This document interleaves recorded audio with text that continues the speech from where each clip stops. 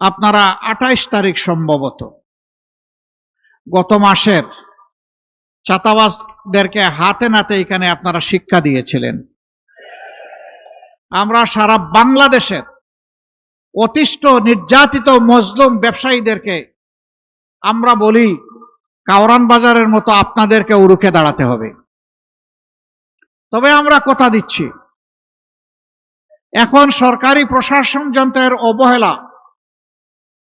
দায়িত্ব পালনে গাফলাতের কারণে, আর হতে পারে কিছু জায়গায় হালুয়া রুটির ভাগ বাটুরার কারণে এই যে চাঁদা হয়, আমরা আশাবাদী বাংলাদেশের মুক্তিকামী মজলুম জনগণের ইনশাআল্লাহ আমানত এবং ভোটে আগামী 12 তারিখ আল্লাহ তাআলা ঐক্যবদ্ধ বাংলাদেশ নির্বাচনী 11 দলীয় ঐক্য জোটের প্রার্থীদেরকে ইনশাআল্লাহ নির্বাচিত করবে।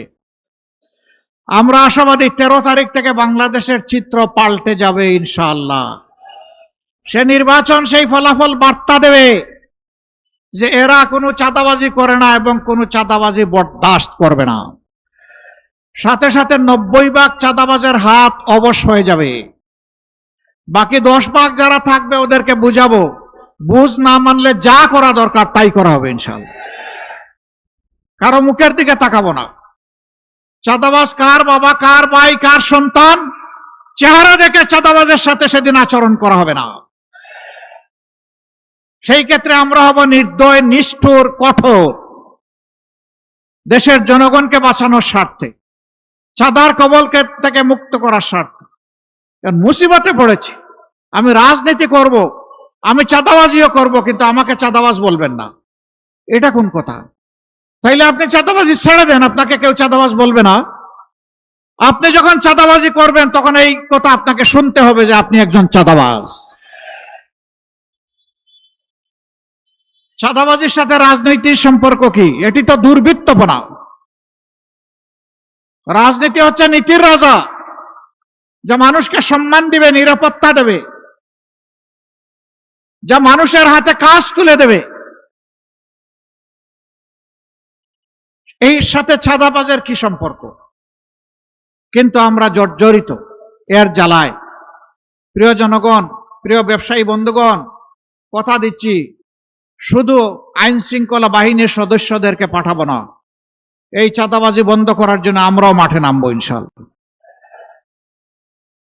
সাথে আইন শৃঙ্খলা বাহিনী থাকবে।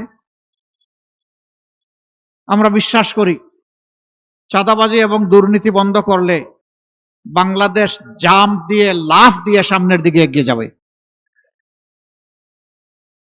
এরপরে আমাদের যুব সমাজ, বিশ্বের কোথাও এত আনুপাতিক হারে বিপুল সংখ্যক যুব সমাজ নাই।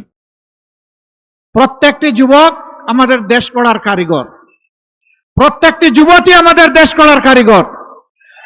আমরা যুবক যুবতীদের হাতে বেকারের ভাতা তুলে দিয়ে তাদেরকে অপমানিত করব না।